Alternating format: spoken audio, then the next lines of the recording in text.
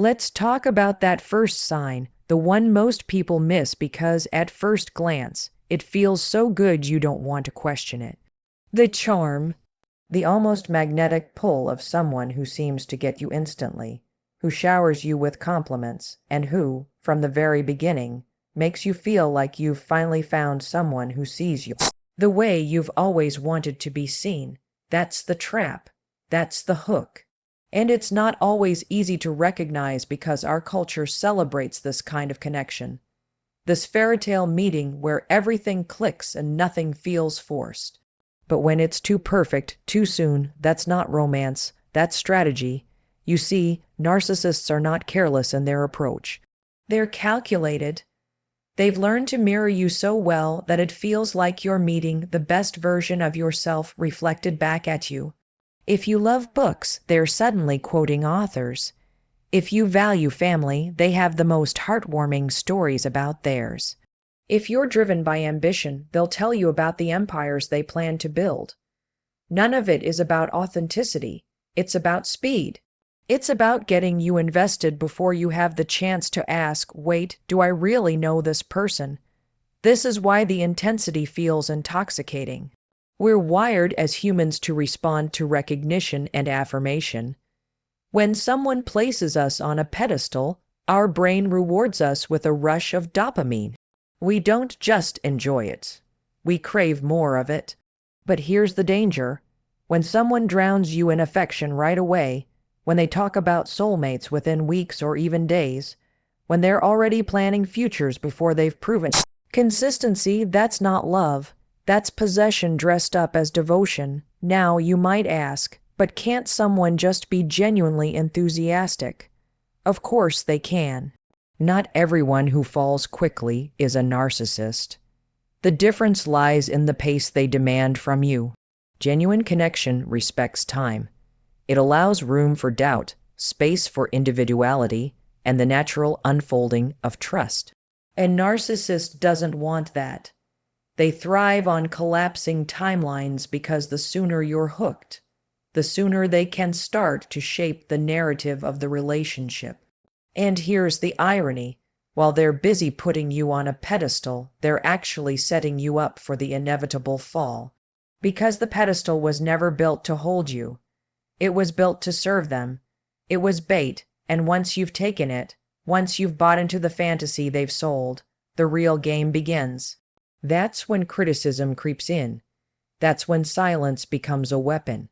That's when you start questioning yourself, because the person who once seemed incapable of seeing your flaws now seems obsessed with pointing them out.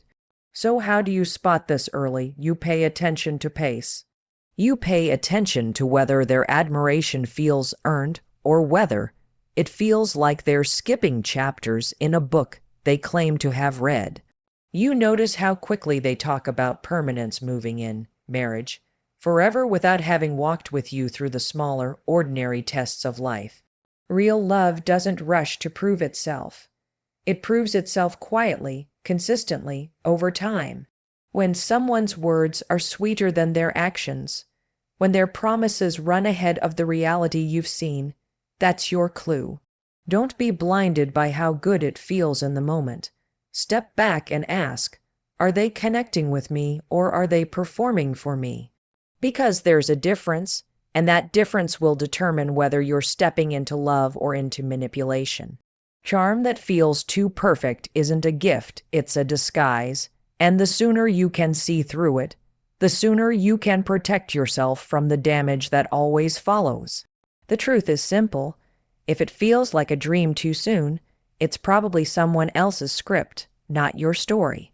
Once that initial wave of charm has settled in, the second clue starts to appear. It doesn't come crashing down all at once.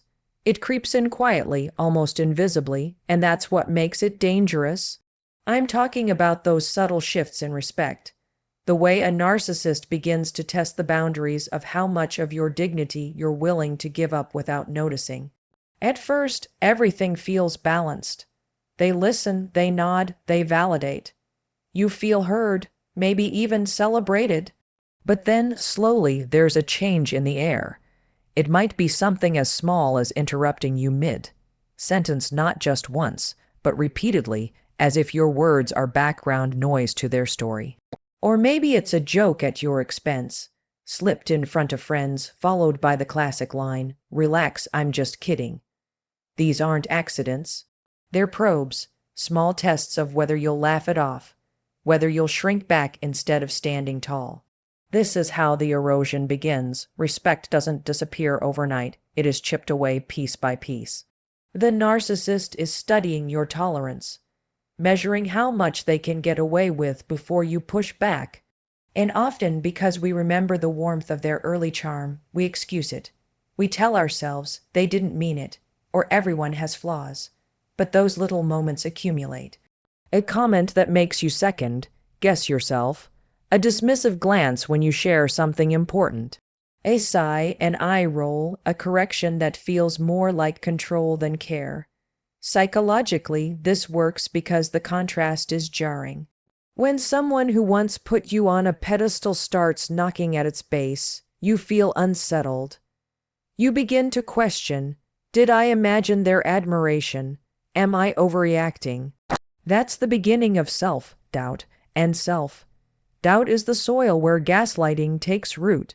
When respect is chipped away early and you don't recognize it for what it is, you become conditioned to accept less and less. The danger here is not just in the act itself, but in the gradual normalization of it. You start to lower your standards without realizing it.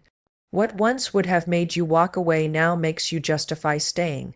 And the more you justify, the more they take.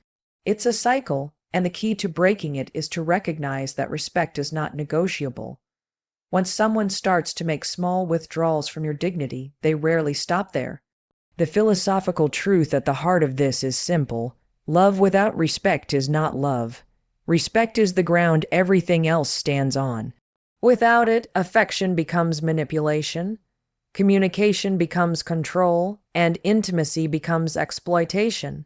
If you notice someone treating your boundaries like suggestions instead of requirements, that's not a flaw. It's a clue. So what do you look for in those early moments? Pay attention to the small dismissals, the minimizing language, the subtle digs disguised as humor. Watch how they react when you disagree. Do they welcome your perspective? Or do they cut you down for daring to hold one? Respect is not tested when everything is easy. It's tested the moment there's difference. And that's where a narcissist's mask starts to slip. Because equality is not in their vocabulary. The shift is never random. It is always intentional, always designed to create an imbalance where their voice carries more weight. And yours begins to fade. That's how they set the stage for control, by eroding the foundation of respect until you no longer trust your own worth. And here's the bottom line. The moment respect starts to disappear, so does the possibility of a healthy relationship.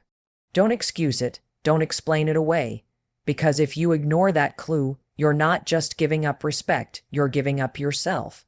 And this brings us to the third clue, the one that often takes longer to notice because, at first, it looks so convincing. It's the performance of empathy. A narcissist knows that real connection requires care, so in the beginning, they imitate it flawlessly. They nod when you share your struggles, they say the right comforting words, they even appear moved by your pain. But here's the problem. Their empathy isn't rooted in concern for you. It's rooted in what it gains for them. You'll see this most clearly when your needs clash with their desires. Early on, their responses feel warm, but the moment your situation requires them to sacrifice, or when your success threatens to outshine theirs, the mask slips. Suddenly, the attentive partner who once seemed to hang on your every word becomes distant, distracted, or irritated. It's not that they don't know what to say, it's that they don't feel it. Their empathy is conditional, a performance that lasts only as long as it serves their image. And that's the distinction we need to understand. Genuine empathy doesn't disappear when it's inconvenient. It's steady, it shows up when you're struggling at 2 a.m., just as much as when you're celebrating in the daylight. But with a narcissist, the pattern is different. They're present when it makes them look good, when they can play the hero, the rescuer, the partner everyone envies. Yet when there's no audience, when there's no benefit, their concern evaporates. That's the disappearing act of empathy. This isn't just about their behavior, it's about the subtle way it shapes yours.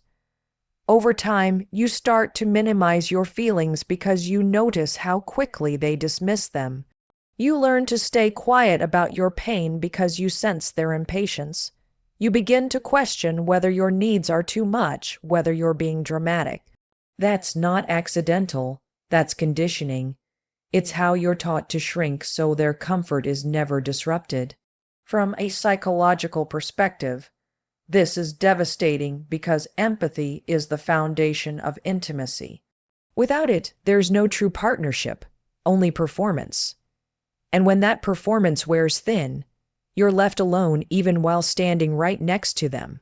That loneliness in the presence of another person, that's the telltale mark of being with someone who cannot truly feel with you. Philosophically, this runs deeper. Empathy is not just about sharing emotions. It's about recognizing the humanity of another person. To care for someone only when it benefits you is not empathy, it's exploitation. And that's what narcissists specialize in, the appearance of depth without the reality of it. They're not building connection, they're building control. So what do you look for in those early stages? Pay attention to how they handle moments that inconvenience them. When you're upset, do they lean in with patience or do they dismiss you with irritation? When you succeed, do they celebrate you or do they compete with you? True empathy isn't about grand gestures. It's about consistency in the small, ordinary moments. And here's the hardest truth. If someone cannot feel with you, they cannot truly walk with you. You can't build a partnership on hollow words and shallow comfort. Because when life tests you, and it will, you need someone whose empathy doesn't vanish the moment it costs them something. So remember this, empathy that disappears was never empathy at all. And if you see that mask slipping early, don't wait for it to get better. It won't. Walk away, because a love without empathy isn't love. It's a transaction.